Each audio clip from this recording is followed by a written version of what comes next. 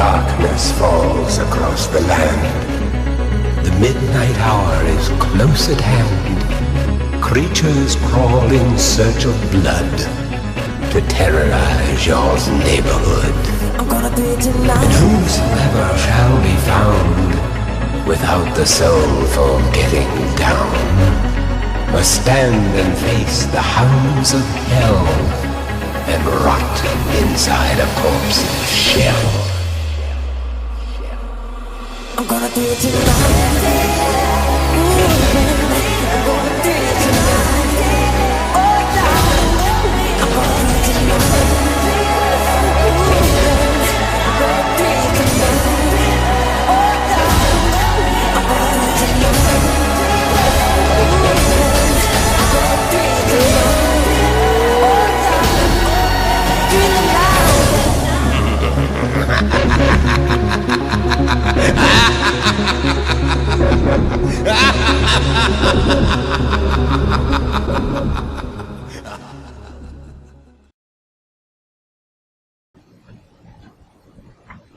Gentlemen, the time has come once again to discuss things.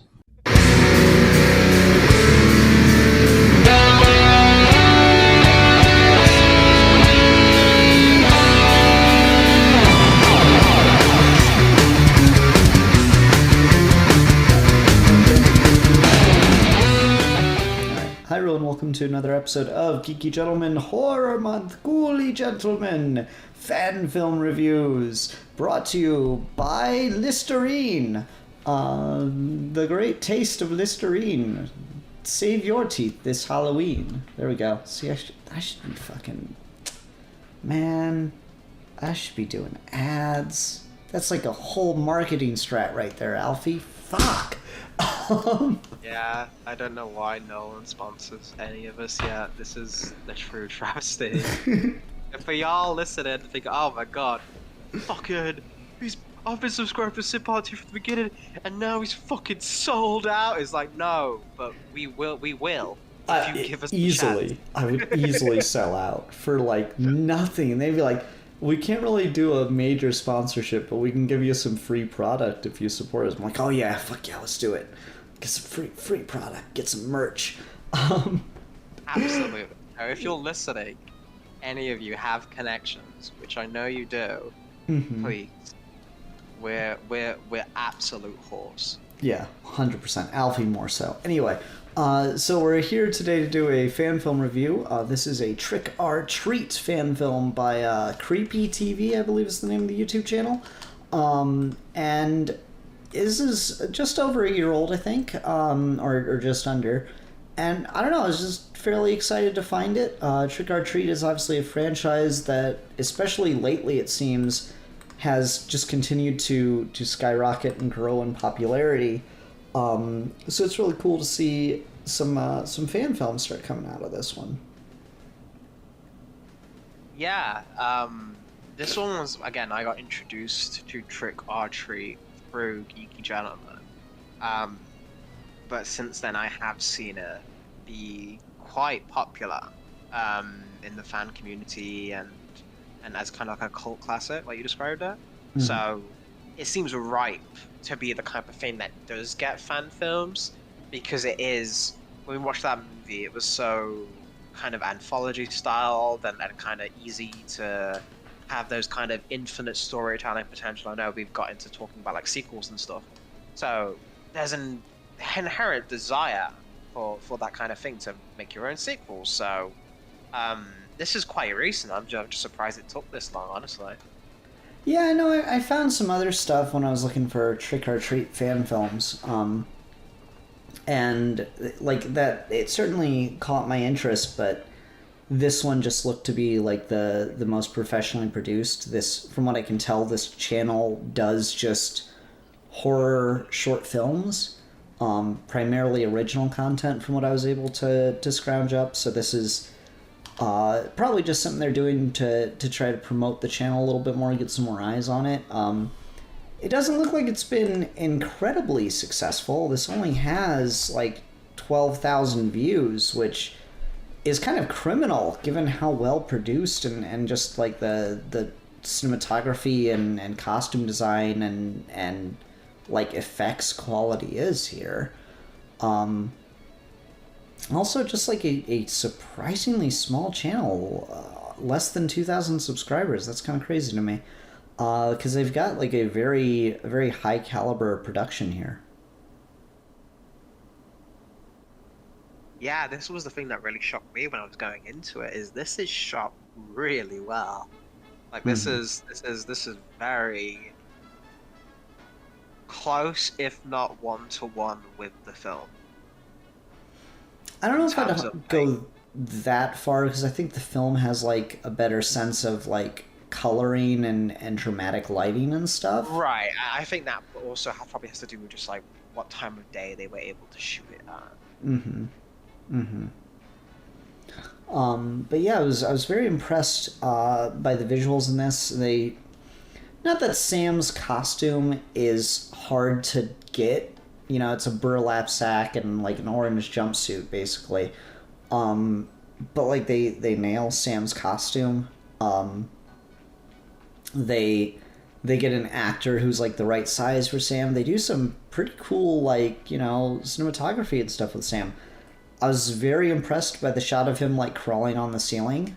I thought that looked really good. Sam is, of course, the breakout character, the mascot character from Trick or Treat. He's the thing that ties the whole movie together. So to do a film set entirely around him, similar to the final story of Trick or Treat, I think is a move that makes a lot of sense. To start getting a little more critical on the film, I don't particularly care for the story choice they went with for this. Like I'm not 100% that like this is a story that fits in with what we know of Sam's character. I agree with you there, because that stood out to me. So I was curious about where you were going to land on it, because you've mentioned before having a previous liking to that film, and I literally only saw it the once for Geeky Gentleman. So I wasn't sure if I was just remembering things wrong. But yeah, I was kind of like just like, I don't remember him being like a champion of Halloween. Like, well, no, he is. Well, he is though. He is like a champion of Halloween. Like he's kind of the. It's vague, right? But like he's kind of the guardian of the spirit of Halloween. So like, right. Not in the sense of like, because how it was previously in the film was like that you had to take like precautions to ward him off, right? Mm-hmm. Like there was like you had to give him candy, or he wouldn't just do it, and you couldn't just, everyone else would be fine around him. You did have to kind of watch yourself and do the right thing. You had to respect the holiday, is what it came down to. Right. You couldn't like destroy decorations unless it was for a trick. You couldn't not give out candy. You couldn't be a grouch on Halloween, basically. He's like the Halloween Grinch's worst nightmare kind of thing.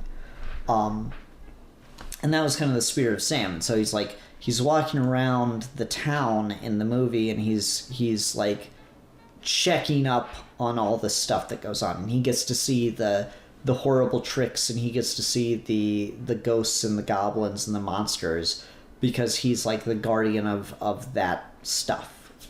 Is at least that's my interpretation. That's a fairly vaguely wide interpretation from other people I've talked to and stuff I've seen on it. And this, like, it starts to do that, where you see Sam watching the woman's house, and the trick-or-treaters come up to her, and she says, "I don't have any candy." And then he enters her house like he's going to start dealing with her for that. Which at first I thought was a mistake, because, like, the film hadn't done enough to, like, show her as a Halloween Grinch, as it were. But then, like, you get this reveal that she's had some kind of horrific thing happen in her life, and the person that did it's never gone to jail. And then Sam seemingly goes off and I guess takes care of the guy that did it. But I guess I had a bit of a problem with it, because, like, that guy's super into Halloween, and just dealing with a serial killer or something isn't like Sam's cool with people murdering other people on Halloween. Like even if they're kids, he doesn't do anything to stop it. Literally, a child dies in the film, and Sam doesn't have any problem with it.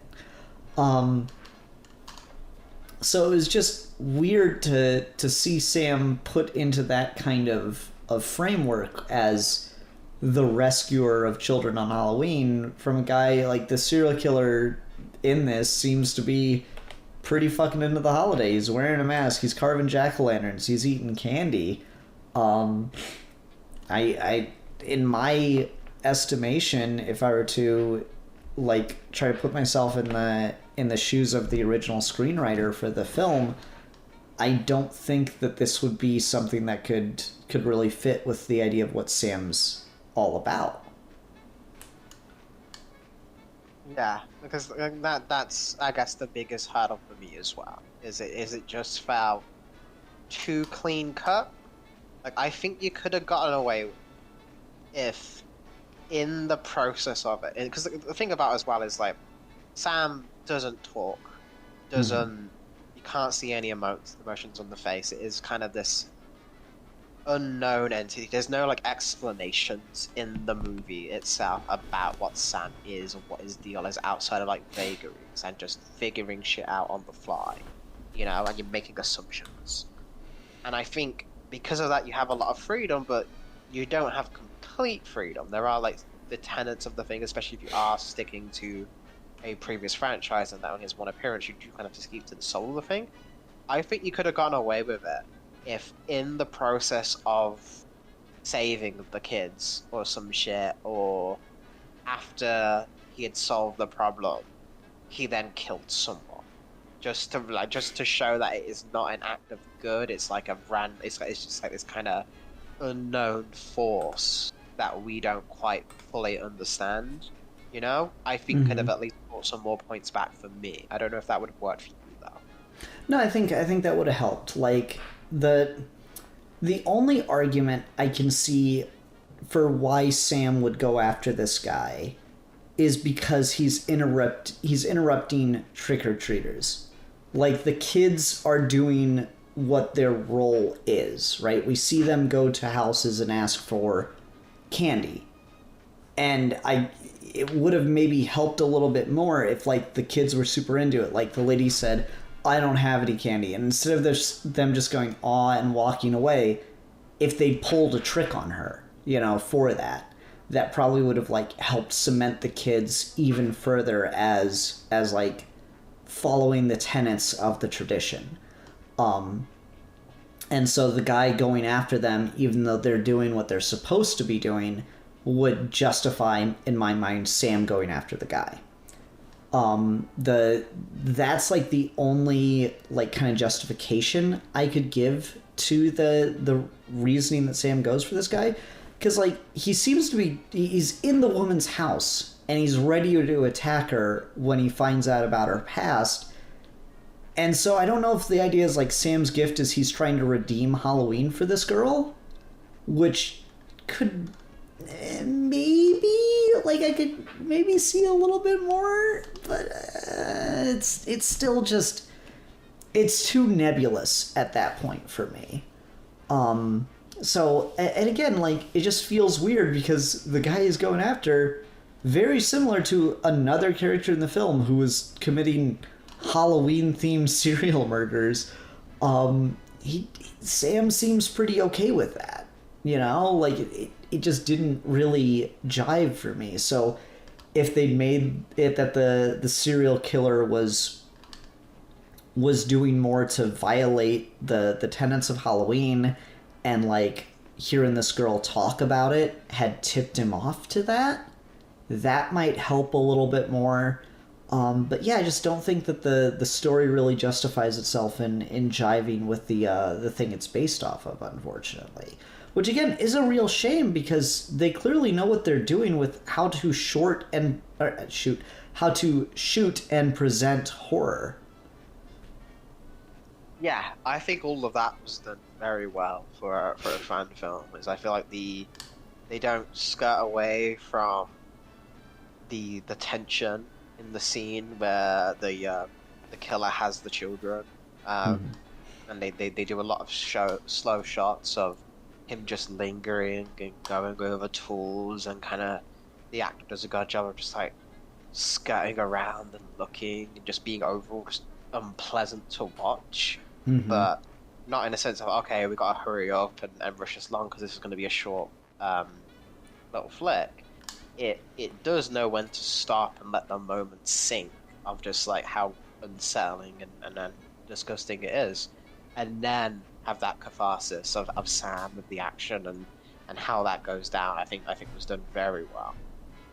Yeah, for sure. And like I like the presentation of Sam's like unnatural decorating speed. Like it is just that is going to be the creepiest yet most entertaining superpower I've ever seen given to like a horror monster.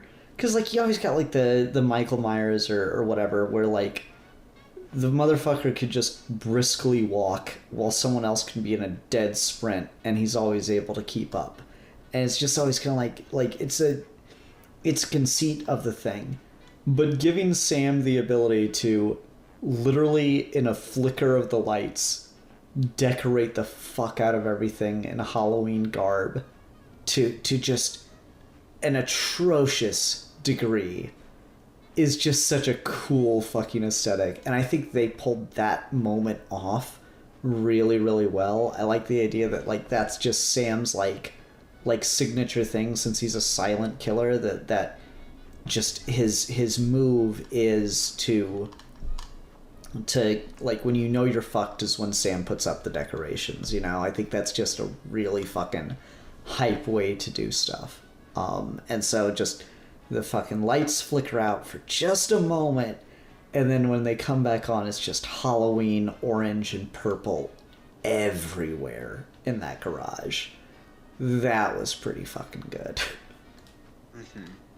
For sure, that was done really well, and I feel like the use of it's not too gory, but there is a decent amount of blood here, and with like the candy bar razor, Oh yeah, that was good. and the baseball bat and stuff that I think is done to a. Again, it's not. It's working within the constraints of what a fan can do, but it's using stuff that you can make look good and believable without needing a lot of effects, which I think is a very smart choice from a scripting standpoint and from just the directorial standpoint, and as well for the actor. The actor sells it a lot. Mm-hmm. Mm-hmm. Yeah, for sure. And again, they did a really good job with I think the casting for Sam. I'm pretty sure they've got a kid under the costume, and you know they're doing a good job. I They think. Go ahead, sorry. no, go ahead. I think for some shots, and I could be completely wrong, but if I am, then I'm just imagining things. But if I'm not, then this is just impressive because they made it look well. But I think I could tell. I think some shots were just it was like an adult in the costume.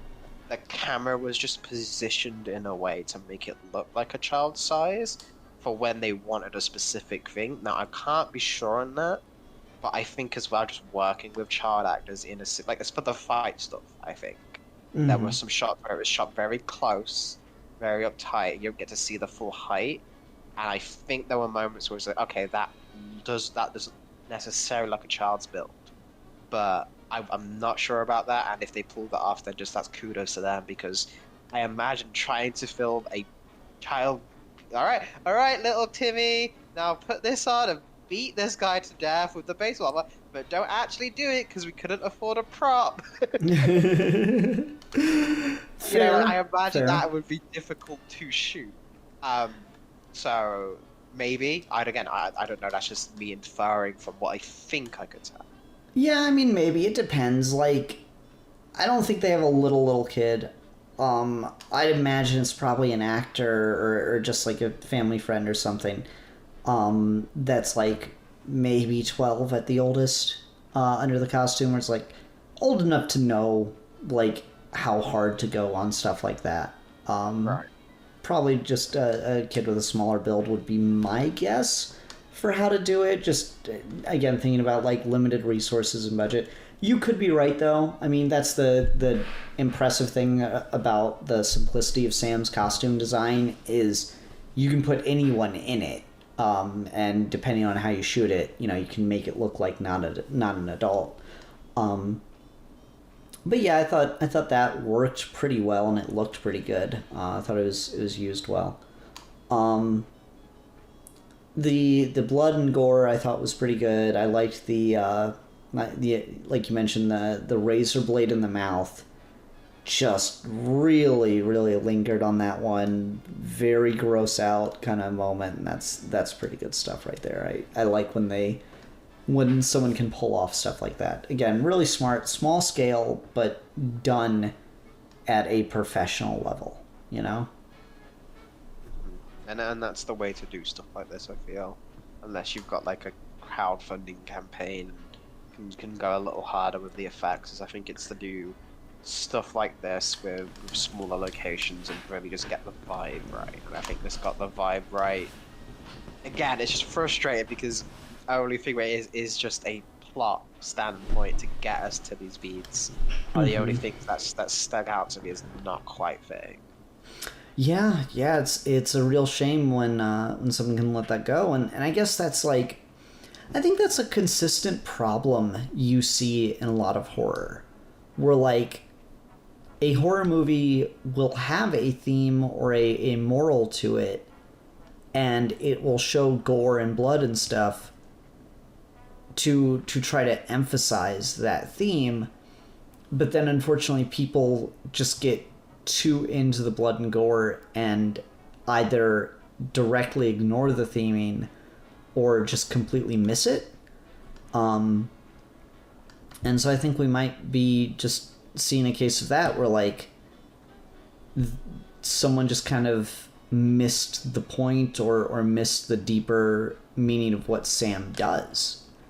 And I mean, that's, again, it is vague in the movie.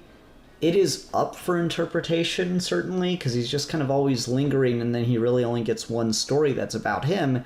And in that one story, he just breaks into a guy's house and beats the shit out of them. So the notion of like the Guardian of Halloween and all that stuff, that is maybe a little overly exaggerated. That if they made a second film all these years later, over a decade later, and Sam was more in line with this, a lot of my argument or interpretation would kind of go out the window, because then there'd be like the contradictory source. But I do think that the scripting here does just kind of come from either a misinterpretation of Sam's character or a lack of representation in the plot itself of why Sam is doing the things he's doing here. Because like I said, there are things that I could buy to save it. Again, the title of the movie is Sam's Gift, so the implication is he is going after this guy for this woman he was otherwise going to attack, and that's like the niceness of him, I guess. But I'm still not 100% on, like, that interpretation could be there, that could be the intention. I don't think that the execution was carried out properly, though, regardless of if that was the intention or not. Yeah, and that's the sticking point for me. Is it is one of those things where you don't have a lot of time to work with, but I think using the time you've got there are ways to go about it where you could have made those intentions more clear. And again, I think for me as well, just with these horror Halloween figures, outside of any other holiday or any other kind of mythology, to me, they need to have a little bit more bite to them. They need to have a little bit more of that uneasy edge. Like, you shouldn't feel safe around Sam, even if you're like, there are rules to it and things you know what to do, but even then, you shouldn't they shouldn't just be portrayed as an inherently good force. At least for me, I feel like Oh no, that's kind of... I think that's a fair interpretation, especially given how Sam's story in the movie ends, where like the next time you see him, or the next time that you see the old man that he attacks, like he's respecting the traditions of Halloween, but like he's still really creeped out by it, and he's still like really worried. Yeah, he's like he's looking around a corner kind of thing. Exactly, it's that looking around the corner type of thing, and that's, to me, that's what makes it more beautiful, because it shows that good things can be done, and there is a beauty, and there is kind of like dark ambiguity to these things that make them cool and make them more interesting, make them infinitely kind of delve into the story. Because I've got like characters like Superman or whatever when I want that just pure, the best of. I know exactly where I stand with this character. I know exactly that things are going to be all right. The Doctor, whatever, any kind of that type of mythic figure for. But when I've got like a figure that's specifically rooted in the darkness and Halloween to this extent with someone like Stan, I do think you are missing the potential of the character when you make, because I was looking at the comments of this, and there is this like very fanness around. It's like, oh, he's so cute, and I'm just like, no, you cut kind of the strength of the concept here a little bit once you feel safe around it, is my issue. Mm-hmm. Yeah, you want to feel uneasy around Sam. You want like there is a cuteness to him, right? Like that's yeah. kind of the appeal. It's like it's just designed well enough that like if it's a kid in there, yeah, sure, that's adorable, but it's a little fucking weird pumpkin gremlin thing, and it just like sits there and stares at you, and then it gets creepy. Like if that's the perfect thing about Sam is wearing that costume. If he's just walking around trick-or-treating, it's cute. If he's standing in your driveway just looking at you, it's terrifying. Right. It's a really good costume design in that regard. 100%. And so like the character kind of needs to come off that way too.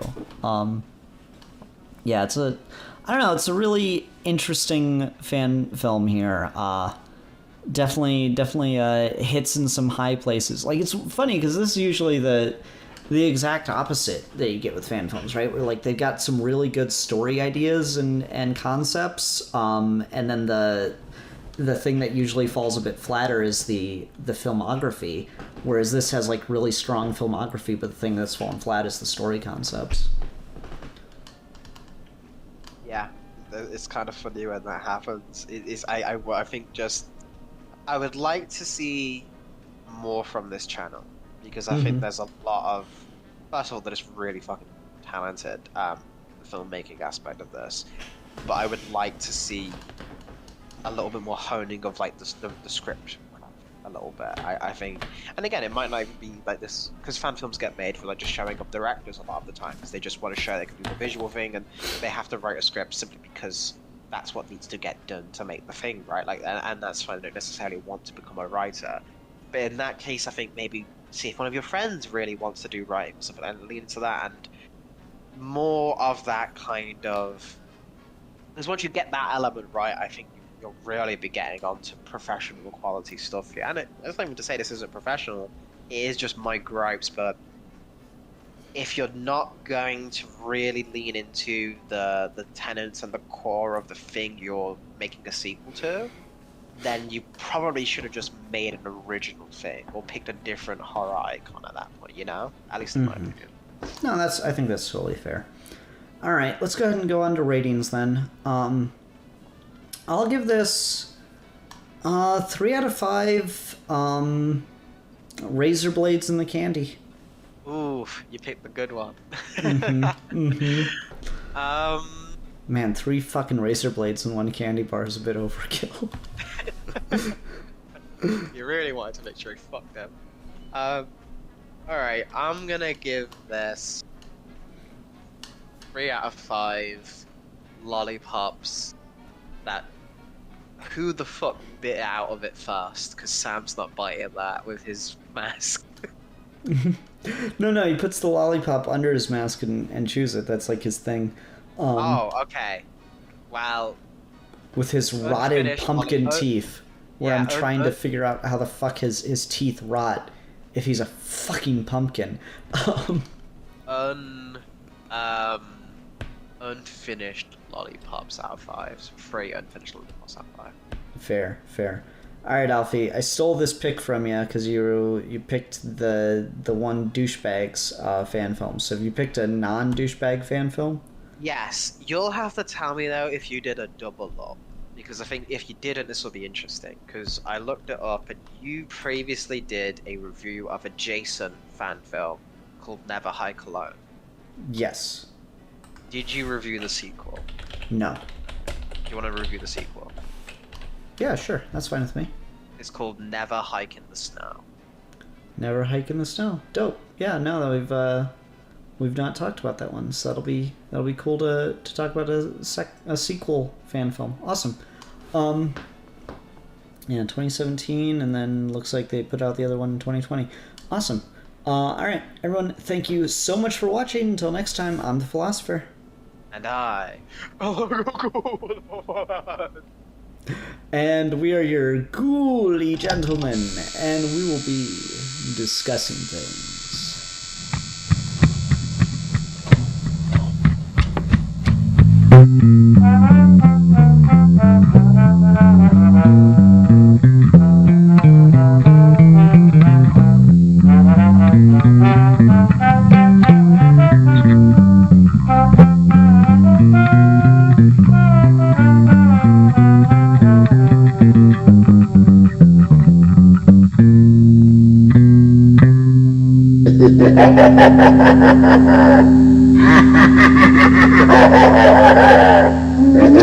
Ha ha ha ha!